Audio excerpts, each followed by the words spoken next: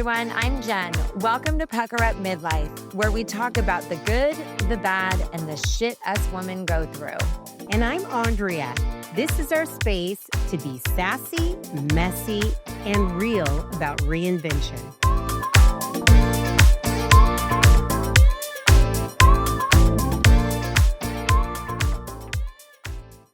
Hello, hello, hello. Welcome, you guys, to Pucker Up Midlife, where we talk about the good, the bad, and all the shit we go through. yes, you guys. So I will have to tell you guys that I am extremely exhausted from the weekend.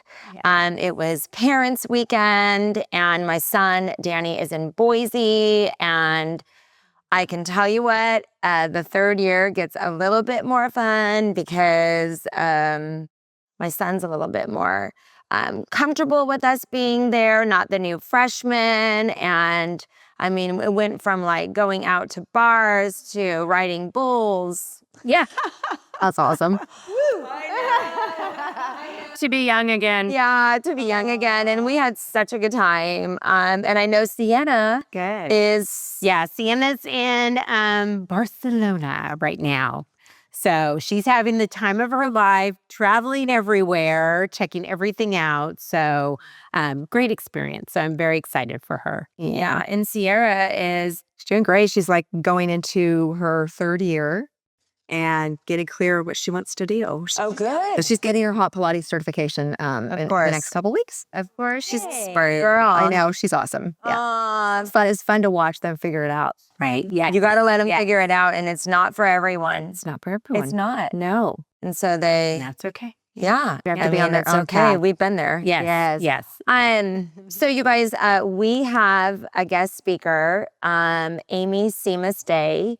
She is a licensed psychotherapist here in the Bay Area and also the author of the book Heal, which, by the way, I just got it, so I can't wait to read it. Andrea, I actually gave it to someone special to me. Oh, I love that. And I think it was, perfect timing and good. I think helped her out. So, Awesome. Helpful. Yeah. That's the goal. Thank you. Awesome. And okay, so what we're talking about today is I know that in the past, 3 years ago, my son was leaving the house and he was the last one to go. Sure. Mm-hmm. And it's scary. Yeah.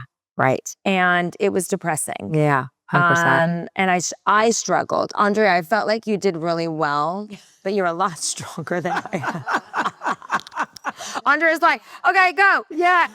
Okay. Open it's the time. door. Yeah. It's time for you to grow up. Carry your bags, right? Yeah. And I know that, you have a lot of great hobbies with Rod. And my husband loves the golf. I don't love it as much. And I was worried about all of that. I was panicked over what my life was going to be like. And so I think that's important. And I actually think a lot of us kind of. Yeah. So I think it's that. Absolutely. It's that time. Yeah. Once we become empty nesters and I've heard this from a lot of women. It's like, oh, okay, who's this guy now in my kitchen? Right. Hey, like, what is happening? What do I do? Now it's time to reconnect. Yeah. So, so we're trying to, figure all that out, right?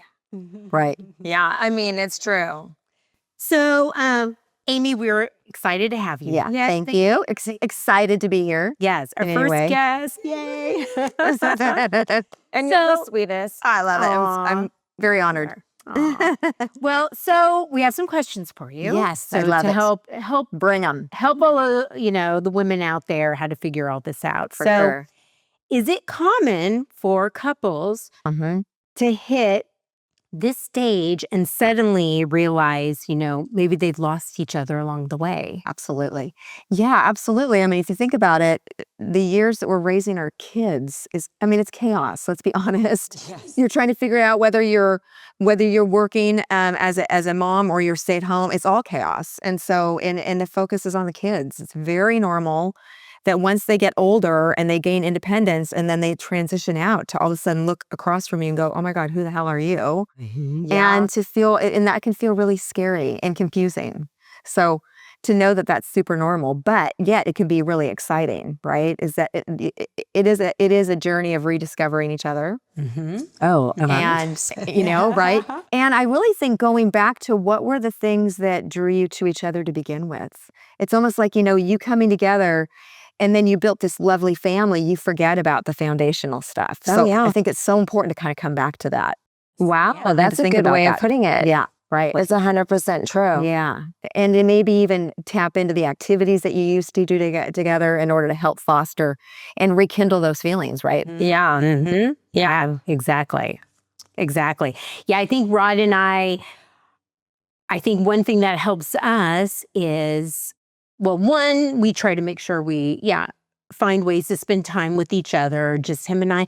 And I think throughout the years when, having kids, even when I think Ava was probably 6 months old, I'm like, here, Mom, Rod and I are going away on vacation. Date nights. So we did have a lot. Yes. So we had a lot of just him and I time. Yes, alone time. I think was very important. Oh, huge. So the girls would understand it too. Right. So they grew up with that, knowing, oh yeah, Mom and Dad need their special time together. Yes. Yeah, I think that's the biggest thing that I tell my couples. So when I have couples that come in that maybe they're not even at the empty nester phase, but they get really consumed with the kids and I feel disconnected. What happens is you start arguing a lot. One of the first things I have them do is weekly date nights. Yes. Period. Weekly date nights. I say that my metaphor is that your relationship is like a lawn. If you don't water a lawn, what happens? Dies. It dies. It dies quick. But guess what? How quick is it to make it green again?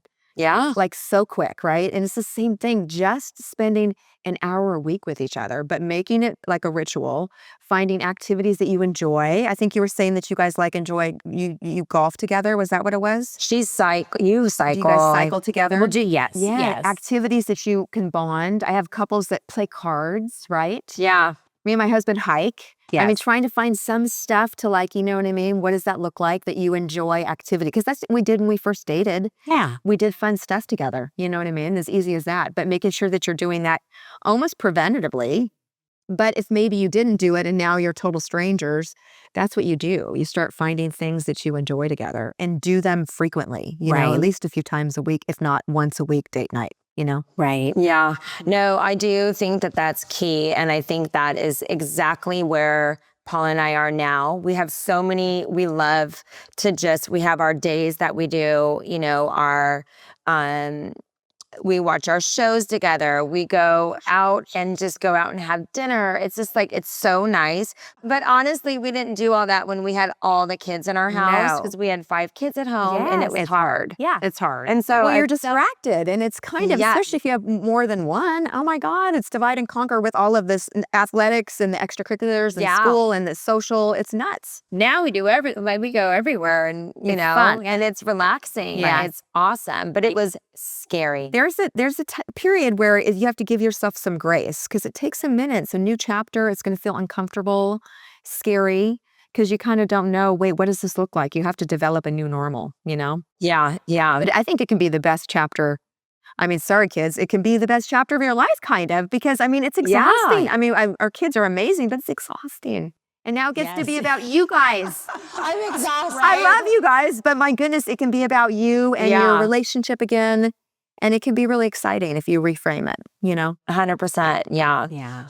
What do you think that most people going through this, just starting to go through it, what is the most common struggle with them? What is the common struggle? Well, one of them, you guys kind of alluded to it earlier, is that you might be on a different page. In terms of the grieving process, one of you might have already established really good hobbies and really good activities outside of the house and outside of, your kiddos' schedules, that it'll be an easier transition if you do have hobbies and you do have outside things that you're already plugged into.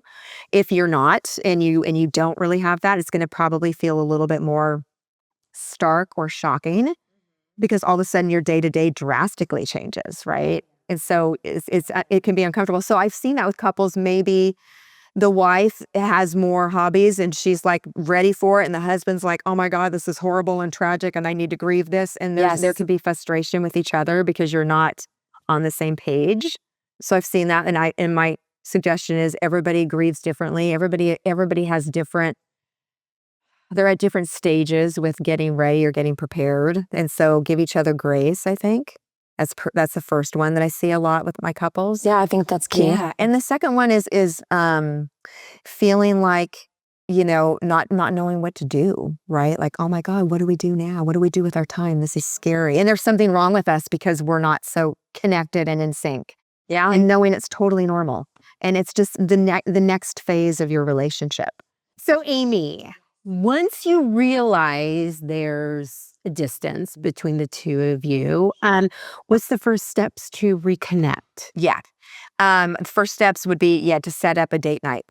That's, like when I have couples that come to see me, whether or not they're going through the empty nest or they're just having difficulty in their relationship, because most of the time it's because you're not connecting, right? And so you have to create space and intention around that. Again, we get so busy, especially when we have kids in the house, that falls by the wayside. I have couples that I work with that just are newly parents and they're slammed. And then you have the couples that have kids in high school and they're slammed for different reasons. The first to get neglected is usually the marriage, unfortunately. Mm-hmm. So the first step I say is, you need to get weekly date nights going, most fundamental. And then the next would be, finding activities that you enjoy, finding shows to watch, maybe start playing cards together, go for walks, making sure you're setting aside time to reconnect. Right. Yes. That's why there's that distance. So Rod and I, we just celebrated our 29th year anniversary. Oh, congratulations. Yeah, That's so amazing. great. 29. You guys That's are so amazing. cute. And going strong. Oh my God, that's amazing. I mean, we've been together longer than that, but marriage, yes. Yeah. And so 29 years. That's awesome. Thank you. I know. Good job. Thanks.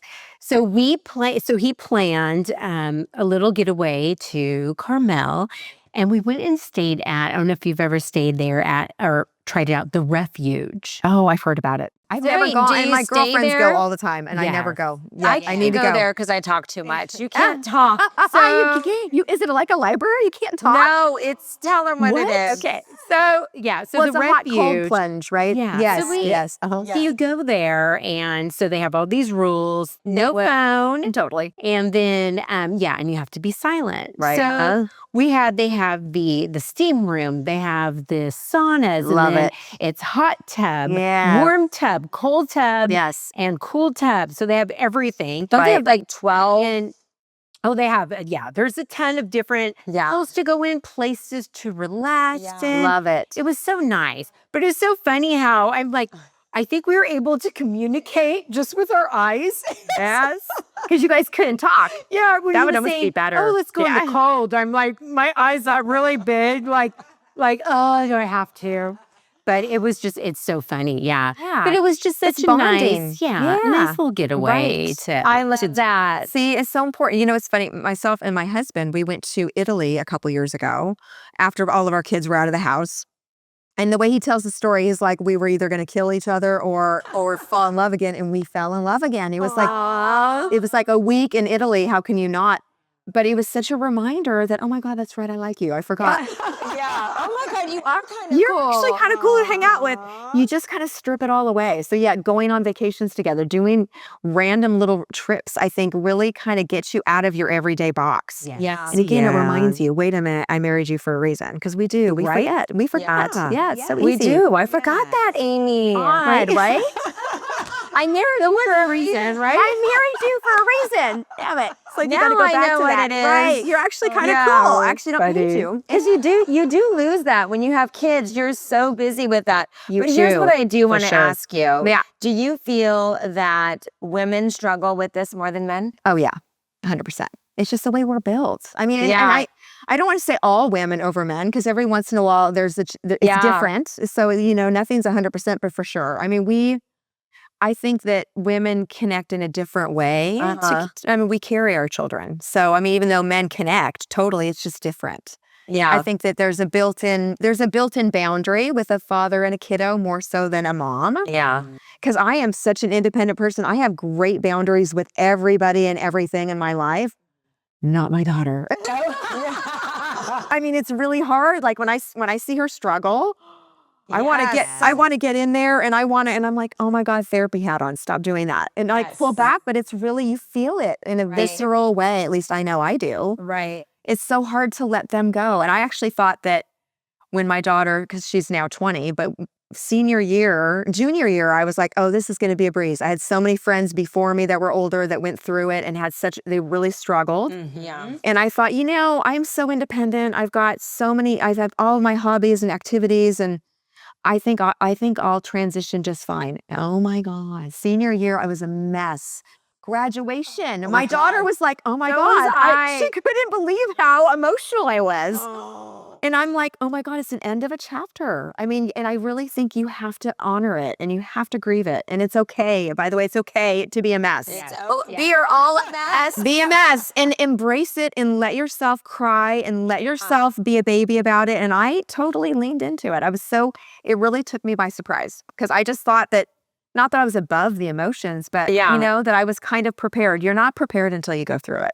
You don't understand until you go through it. No. And I feel like it is getting easier. It's getting a lot easier. With time. Right? With time. Because now I'm looking and going, oh my God, these kids are thriving. They're doing great. It's so fun. And I feel like our relationship is transforming so much better because now we have our time. And we do make it a point. And like I was telling Andrea that, and I don't know if you ever bring these up to your clients. Is it clients? Clients, yeah.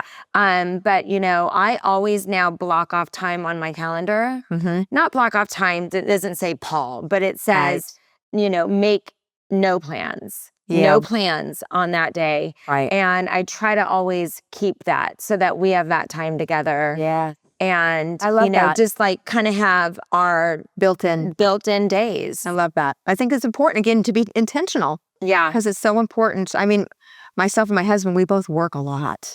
And that's why, even though our kids were out of the house, we work a lot. So when Italy came, it was like, oh, wait a minute, who are you? But I mean, it is so important. And so I'll just say we struggle sometimes. There's some weeks where we're so busy that do we get our date night? No. Yeah. I mean, and our grass is getting kind of brown. It's like, we need to water that. Wait a minute, we got to go to a movie. We got to, but it's so easy to come back together.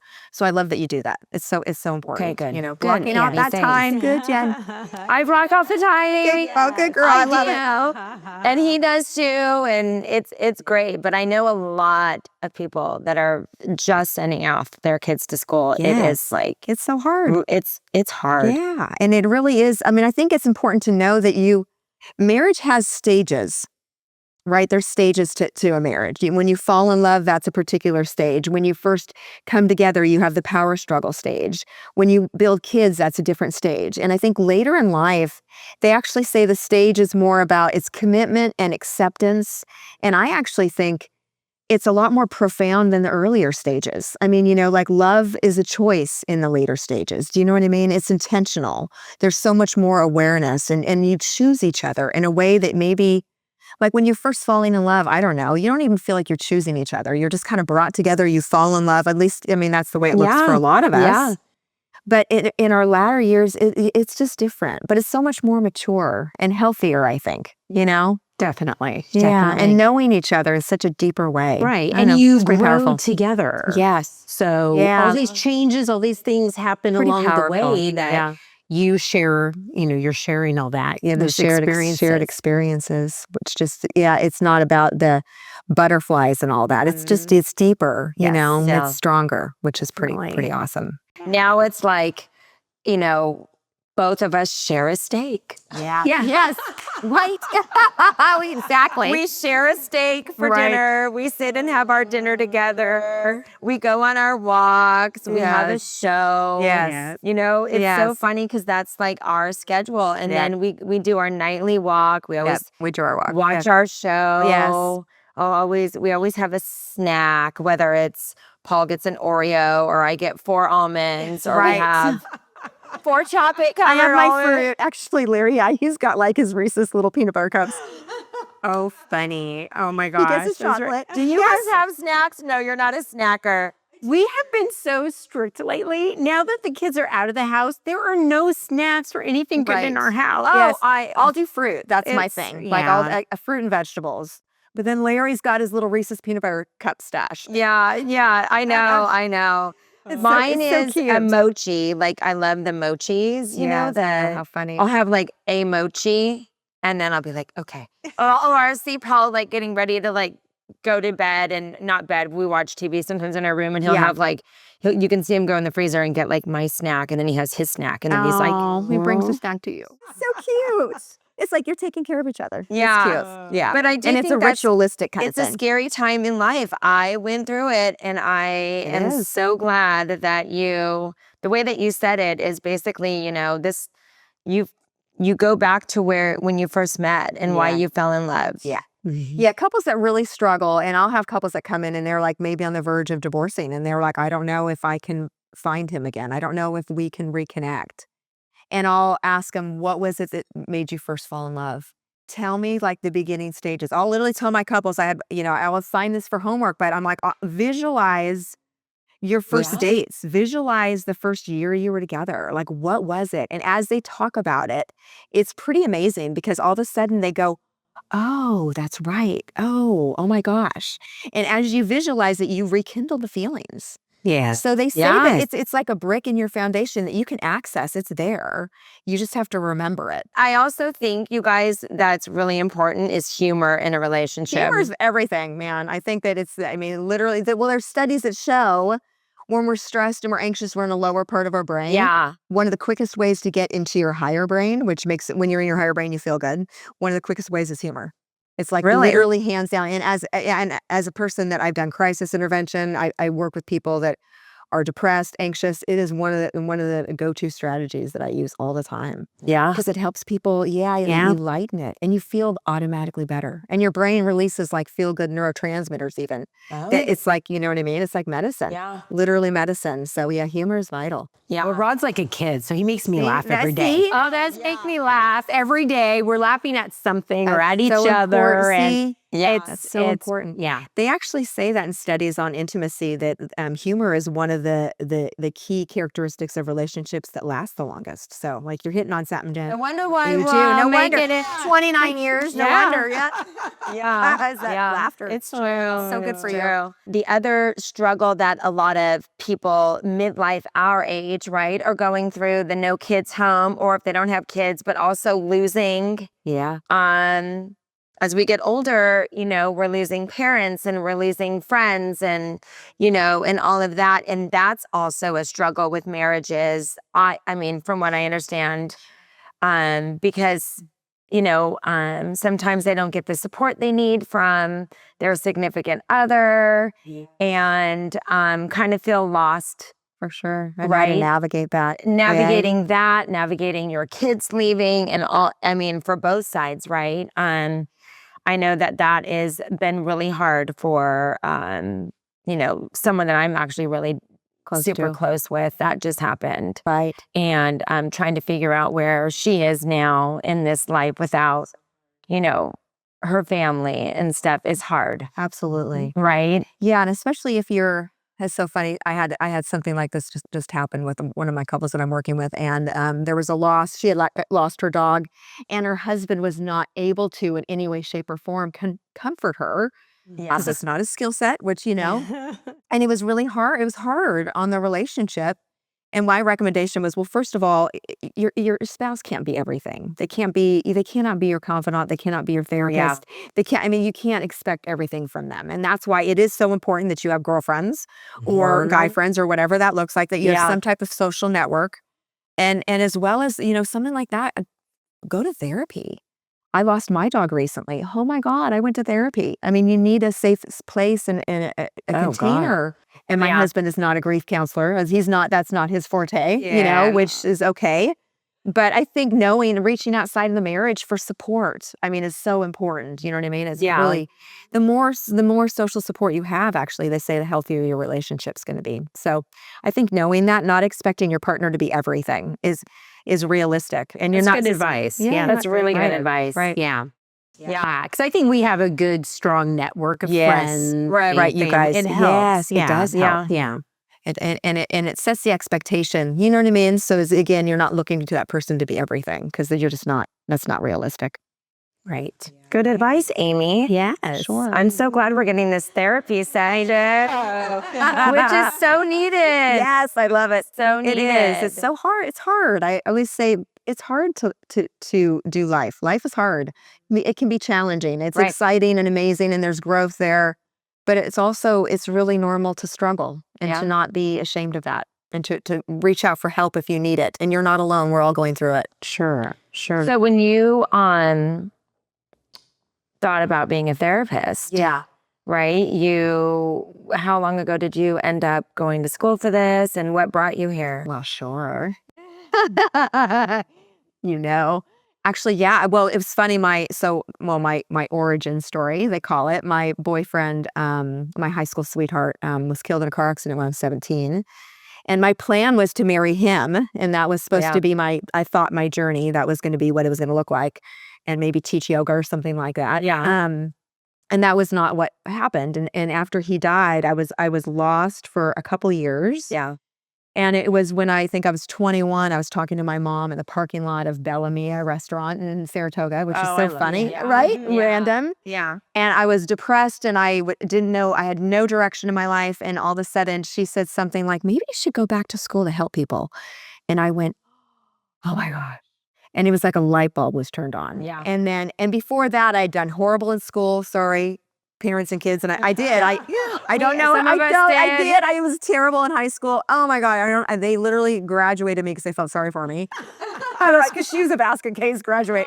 It's so Amy, true. that's so sad. I know, that's okay. But but as soon as I was clear on what I wanted to do, 4.0, I mean, nothing stopped me. It was just all of a sudden a light bulb. Yeah. And Yeah. so That's great. I This love is your it. thing. Yeah, it's my purpose. This is who you are. Purpose. I mean, I think it comes back to that. Right? That's actually what the book really talks about too, is helping people figure out what their purpose is. I mean, if you're depressed, if you're anxious, Yeah. if you feel like, you don't have fulfillment in your life, figuring out what that is for you, Your purpose. meaning and purpose is so important.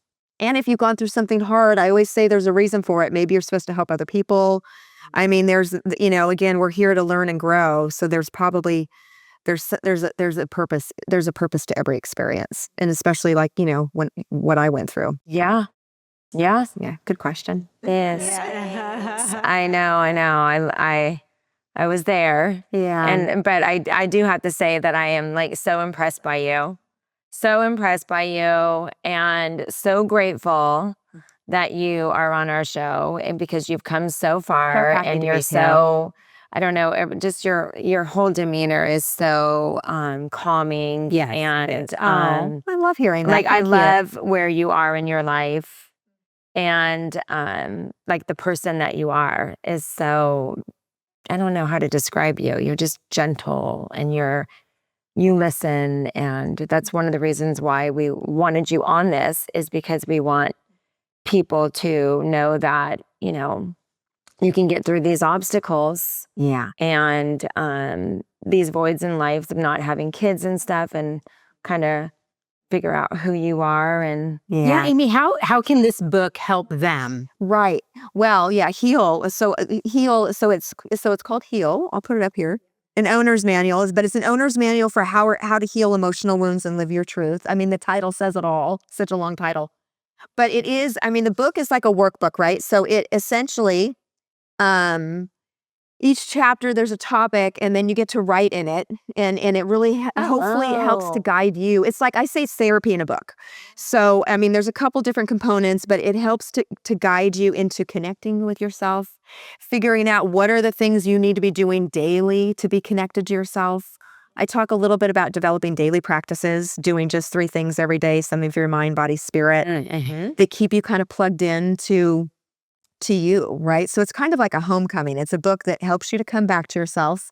And then there's other chapters that that help you to explore healing what needs to heal, right? So not only is it doing daily practices and what are the hobbies and the activities you need to be doing to be your best self, but also what are the emotional wounds that maybe, and especially like, yeah, for midlife, when our kids are out of the house, maybe we're ready to kind of heal some of the stuff that maybe we've been so busy that we haven't been able to. Wow. Yeah. Which is, I feel like they say that, midlife is a time for involution. It's when we evolve inward. Mm-hmm. And so this book really invites you. It's like a roadmap to do that, right? So going in and figuring out, hey, what are the things that maybe I do need to heal, or how can I grow into a better version of myself? Oh, I love that. Yeah, it's great. And so the different chapters, and there's a chapter actually on relationships and working through relationship conflicts. And again, it's workbook style. So my biggest thing was I wanted it to be like your own owner's manual for yourself, and figuring out what are the things you need to be doing, what do you need to be healing, again, to be the best version of yourself. I love that. Where can you find Heal? Oh, yeah, you can find her on Amazon. Easy breezy. I mean, there's Amazon, Barnes and Noble, but you go to Amazon and you can find it. We love there. Amazon. Yes. We like it's easy. I'll be at your door everything tomorrow. is on Amazon. Yes. Or hurry at your door today. tomorrow or even this afternoon, right? Yes. And so I love the cover. Yeah. I know, Oh, yeah. so Butterfly. pretty. So that symbolizes transformation, right? Yep. Going through hard times enables you to kind of flourish into, the person that you're supposed to be, which I think the butterfly perfectly symbolizes that. I love this, Aimee. I love this, and I'm excited about it. And I know I'm gonna use this one, but I'm gonna get another one for someone that You're so sweet. dear to my heart. Yeah. Yeah. So You're gonna start selling out on this book. Oh my girl, God, right? I love it. Right? Yeah. Yeah. There's plenty of copies. I know. So Aimee, what's one actionable tip women can do today? Yeah, to get back to themselves after the empty nest experience, right? Right. One tip would be, I love the idea of reclaiming something that you did before you were mom.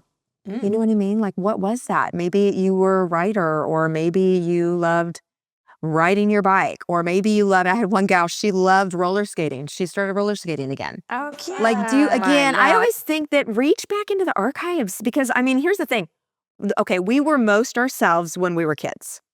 And so a lot of times I have clients that'll come to see me. I don't even know who I am anymore. I've lost myself, whatever, which is really common. Yeah. And then I'll ask them, what did you do when you were little? What did you do when you were like 5 or 10? Did you roller skate or ride your bike or swim or go out in nature? Or what's something that you did? Oh, wow. Did you build Legos? Go get some Legos. Do you know what I mean? Did you color? Go get a coloring book. Did you listen to music? Go do some playlists. Figure it out. The secret to you and what works for you is in your history.